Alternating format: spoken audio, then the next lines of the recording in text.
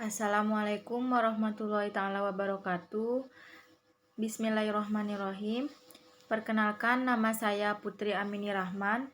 Saya dari kelas Manajemen Pendidikan Islam C2. NIM 202101030048. Di sini saya akan menjelaskan materi yang berjudul Fenomena dan Problematika Kepemimpinan Perempuan di Indonesia. Yang pertama,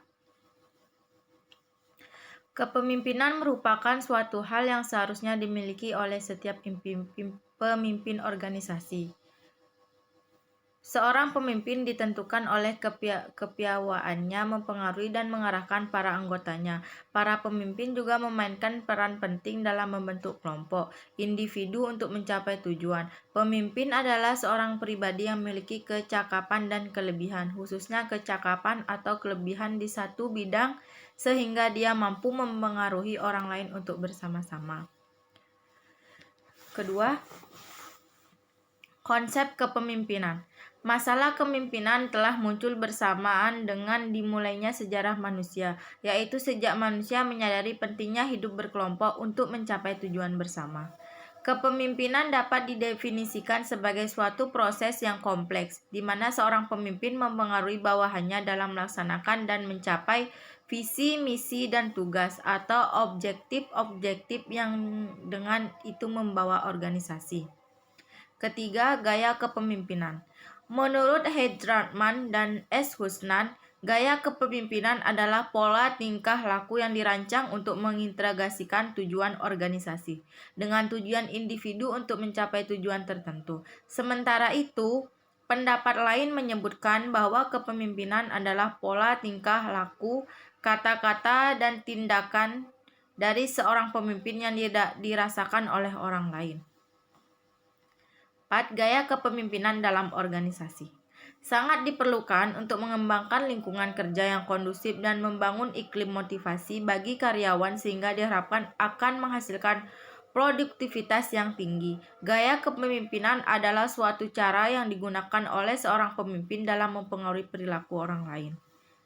Kelima, tinjauan tentang kepemimpinan perempuan.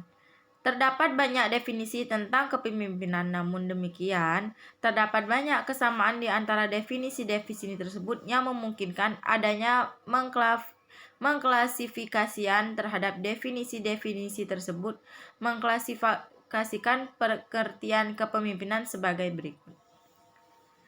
1.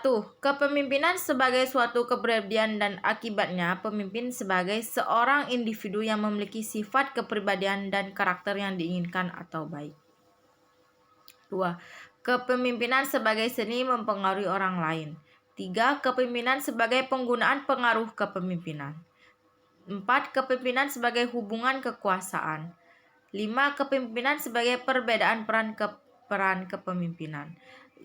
Keenam, gender dengan gaya kepemimpinan. Penelitian yang menghubungkan gender dengan gaya kepemimpinan umumnya mengarah ke gaya kepemimpinan tertentunya terlihat khas perempuan. Porter 20 meneliti dengan mengaitkan masalah gender dan gaya kepemimpinan dengan dua aspek kepemimpinan yaitu 1. Dalam hal mengambil keputusan, berorientasi pada pemimpin yang demokratik atau otokratik. Dan 2. Memengaruhi bawahan, atasan, dan rekan kerja dengan strategi komunikasi. 7. Tipe-tipe gaya kepemimpinan. Yang feminim, tidak agresif, emosional, tergantung, mudah terpengaruh, tidak mandiri, dan mudah tersinggung. Yang maskulin sangat agresif, tidak emosional, tidak tergantung, tidak mudah mandiri, tidak mudah tersinggung. 8. Kepemimpinan wanita. Peran wanita dalam kehidupan bermasyarakat dalam membangun bukan hanya sebagai pondasi yang berstruktur kuat. Perjuangan akan figur R.A. Kartini dapat dirasakan dengan adanya pergerakan emansipasi wanita. Ke-9. Beberapa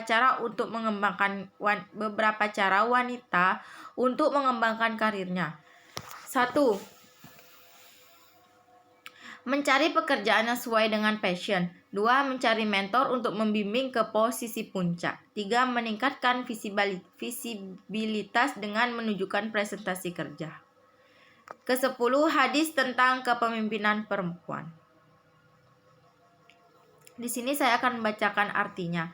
Dari Utsman bin Affan, dari Hasan, dari Abi Bukhara berkata, Allah memberikan manfaat kepadaku dengan sebuah kalimat yang kudengar dari Rasulullah SAW.